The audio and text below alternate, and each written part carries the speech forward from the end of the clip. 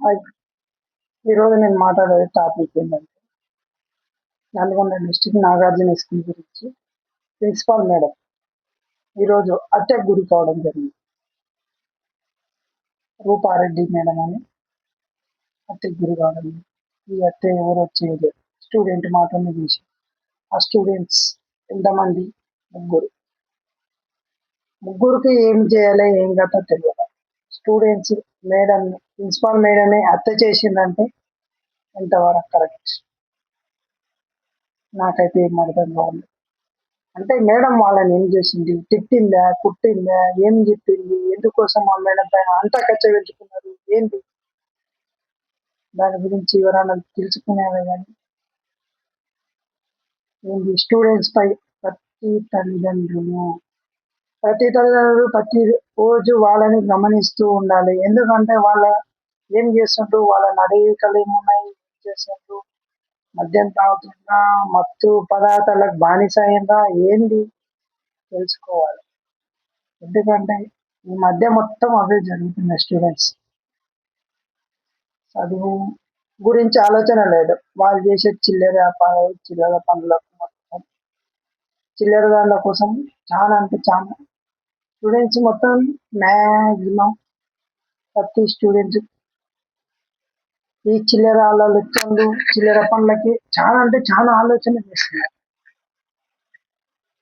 తల్లిదండ్రులు ప్రతిరోజు చెప్తున్నా, తల్లిదండ్రులు ప్రతిరోజు ఖచ్చితంగా పిల్లలు స్కూల్కి వెళ్తున్నారు, వస్తున్నారు. వాళ్ళు ఏమనుకుంటారు అంటే తల్లిదండ్రులు కూడా తప్పుంది. ఎందుకంటే ప్రతిరోజు వాళ్ళు స్కూల్కి పోయి వచ్చినప్పుడు ఏం చేస్తుండ్రు, స్కూల్ ఏం చెప్తుండ్రు, స్టడీ ఏమేమి ఉంది, మీకు ఏం కథ, వర్క్ ఏముంది, చేసుకున్నా ఏంది, ప్రతిరోజు నోట్స్ చెక్ చేయాలి. తల్లిదండ్రులు చదువుకున్న వాళ్ళు ఇంట్లో ప్రతి ఇంట్లో ఎవరెవరు ఉంటారు, లేదా పక్కింటి వాళ్ళు ఎవరితోటో అడిగిపియాలి. మీరు స్కూల్కి వెళ్ళి వచ్చినప్పుడే వర్క్ చేసుకోవాలి మీరు అని చెప్పాలి. మీరు ఏం చేశారంటే మన పని మీద మనం ఉన్నాం, మంచి మంచి స్కూల్లో చదివిస్తున్నాం.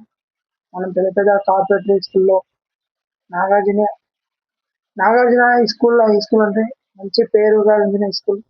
హై స్కూల్లో చదువుకోవడం కూడా చాలా గొప్పదానిగా భావిస్తుంది. ఎందుకంటే మంచి స్కూల్ అది. ఈరోజు ఎన్నో లక్షల కొద్దీ ఖర్చు పెట్టి మీ తల్లిదండ్రులు మిమ్మల్ని చదివిస్తే ఈరోజు మీరేమో ఇట్లా రోడ్ల పైన తిరిగి చిల్లర వేషాలు వేసుకుంటా మత్తు పదార్థాలకు బానిస కావడం, ఇవన్నీ కాదు స్టూడెంట్స్కి కావాల్సింది. మనం ఏం చేస్తున్నాం, మన ఏజ్ ఏంది, మనం చేయవలసిన వర్క్ ఏంది, మనం చెప్పవలసింది ఏంది, తల్లిదండ్రులు కూడా చెప్పాలి. నాన్న మాకు ఇది కాదు, అమ్మ మాకు ఇది కాదు, మేము ఇంకా స్కూల్లో చదువుతాం, ఇంకా బాగా చదవాలనుకుంటున్నాం, ఇలాంటి ఆలోచన రావాలి. నేను మంచిగా చదివి ప్రయోజకునేట, ఇలాంటి ఆలోచనలు ఉండాలి. నేను విదేశాలకు వెళ్తా, మంచి పొజిషన్కి వెళ్తా, చదవాలి, నేను కూడా మంచిగా చదివి పొజిషన్లకు వెళ్ళి నేను మంచిగా చూసుకోవాలి. మీ కష్టం, మీరు ఇంత కష్టపడుతున్నారు మా కోసము. నైట్ అనక పగులు అనక మీరు ఎప్పుడు తింటుండ్రు, ఎప్పుడు లేస్తుండ్రు, ఎప్పుడు చేస్తుండ్రు. కానీ మేము ఉదయం లేచే టైంకి మీరు అన్నీ చేసి మాకు రెడీ చేసి టిఫిన్ కట్టించి మమ్మల్ని స్కూల్ పంపిస్తే మేము నేర్చుకోవాల్సింది ఇదే అని ఒక్కసారి ఆలోచన చేయాలి స్టూడెంట్స్. ఎందుకంటే తల్లిదండ్రులు ఎంతో కష్టపడి ఏమో చేసి మిమ్మల్ని మంచిగా చదివించి మంచి పొజిషన్ తీసుకెళ్ళమని అనుకుంటారు. అలాంటి ఆలోచనలు ఉండాలి. కానీ ఏంటి, ప్రతి ఒక్కరూ ఆలోచన చేయలే. ఎందుకు మేము మా తల్లిదండ్రులు ఇంతగానో కష్టపడతలేదు, మనకు ఇక్కడ టీచర్స్ ఏం చెప్తున్నారు, మనం చేయాల్సింది ఏంటి, వాళ్ళు చెప్పిన వర్క్ చేసుకొని పోవాలి, మనం కూడా మంచిగా సాధించాలి, భవిష్యత్తులో బాగుపడాలి, ఏదైనా జాబ్ కొట్టుకోవాలి. ఇలాంటి ఆలోచనలు ఉండాలి స్టూడెంట్స్. మొత్తం స్కూల్కి పోయినామా, వచ్చినామా, బ్యాగ్ అక్కడ వారేసినామా, మనం చిల్లర దోసం చేసినామా, మనం పోయినామా, వాళ్ళని గెలికినామా, వీళ్ళని గెలికినామా, అది కాదు సమస్య. నువ్వు నేర్చుకునేది ఏంటి? ఈరోజు ఎవరి జీవితాలు ఖరాబ్ అవుతున్నాయి, రేపటి నాడు మీ జీవితం ఖరాబ్ అయితే ఎవరికి పేరు వస్తుంది? కనుక్కున్న తల్లిదండ్రులకి, ఏం పిల్లల్ని పెంచిందని కనుక్కున్న తల్లిదండ్రులకి పేరు వస్తుంది. అదే మీరు మంచి స్థాయికి వెళ్ళిననుకో తల్లిదండ్రులు ఎంతో గర్వపడతారు, ఆ గర్వానికి ఎంతో ఆనందం ఉంటుంది.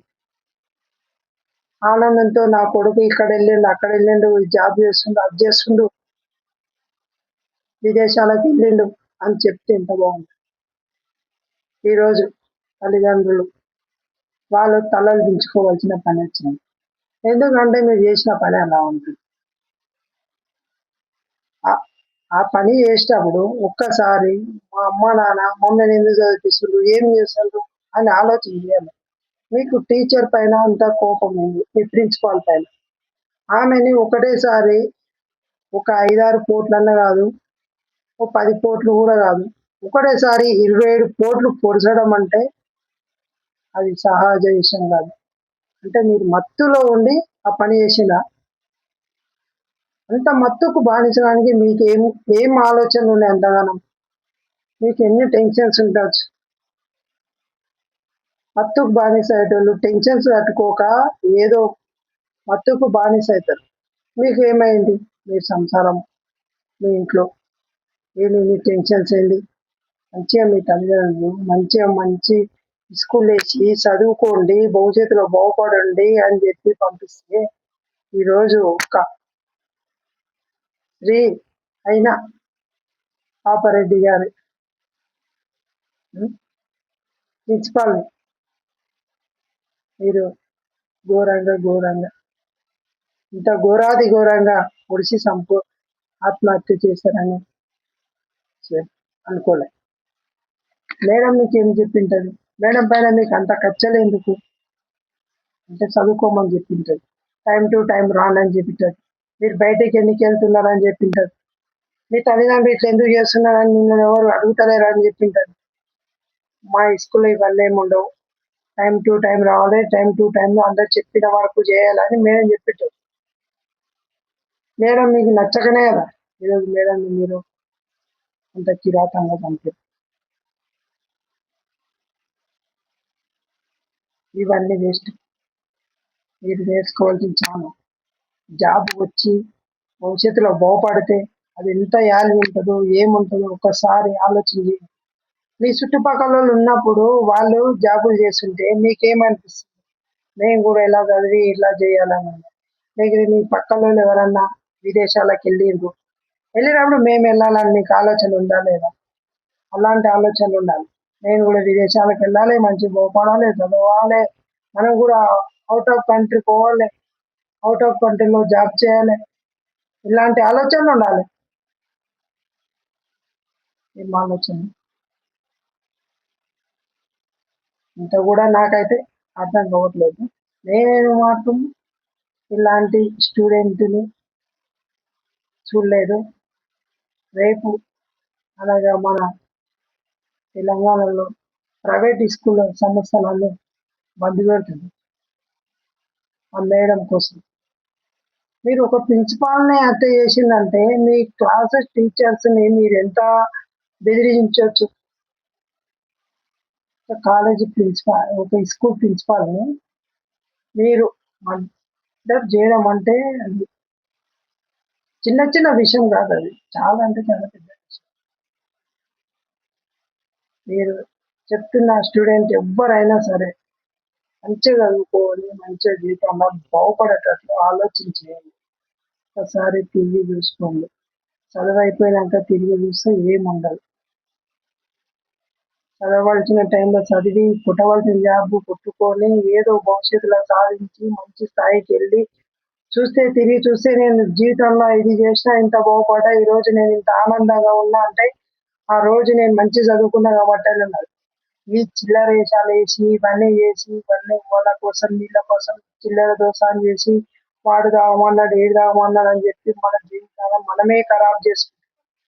ఇలాంటి జీవితాలు ఎప్పుడైనా ఆలోచన చేసి అడిగేయడం మంచిది. ఇలాంటి జీవితాల కోసం మీరు ఎవ్వరు జీవితంలో కూడా ఆలోచన చేయాల్సిన విషయం. ప్రతి స్టూడెంట్ ఏం ఇప్పుడు మద్యం తాగితే ఏమొస్తుంది, మత్తు పదార్థాలకు అలవాటు పడితే ఏమొస్తుంది? ప్రతి ఒక్కరు చెప్తున్నా ఇవన్నీ బంద్ చేసుకోండి. దయచేసి చెప్తున్నా ప్రతి ఒక్కరికి, స్టూడెంట్ ఏ స్టూడెంట్ అయినా సరే జాబులు రాకపోతే ఎంత బాధ ఉంటది. జీవితంలో ఏం కోల్పోతున్నాం, ఎంత కష్టపడుతున్నాం అనే ఆలోచన ఉంటే ఈరోజు ఇట్లాంటివి ఉండవు. ఎందుకంటే అవన్నీ నేను జాబ్ కోసం మస్తు ట్రై చేసిన, బట్ రాలేదు మనకు.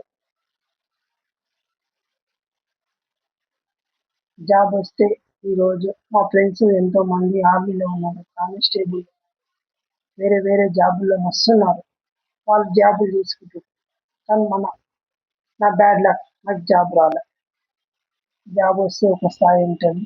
చెప్తున్నా ప్రతి స్టూడెంట్స్కి, టీచర్స్ కూడా చెప్తున్నా, ప్రతిరోజు మీరు పిల్లలకు నేర్పాల్సి అడగాలి. ప్రతిరోజు బయటకి రావాలి, టైం టు టైం, టైంకు రావాలి, టైంకి పోవాలి, టైంకి నేను చెప్పిన వర్క్ చేయాలని ఈ టీచర్స్ కూడా చెప్పాలి. ఇంటికి వచ్చినప్పుడు తల్లిదండ్రులు కూడా ప్రతిరోజు అడగాలి, చెప్పాలి, చేయాలి. ఎందుకంటే వాళ్ళ భవిష్యత్తు మీ చేతుల్లో ఉంది. మేము మంచిగా ఉండాలి అనుకుంటే వాళ్ళని కూడా మీరు కన్నేసి ఉంచాలి. ప్రతిరోజు ప్రతి తల్లిదండ్రికి చెప్తున్నా ఏంటంటే, మా పిల్లలు ఇలా అలా అట్లాంటి కాదు, ఇట్లాంటి కాదు, ఇలా దోషం ఆ దోషం, బయట ఏం జరుగుతున్నావో మనకైతే తెలియదు. ప్రతి ఒక్కరు చెప్తుంది.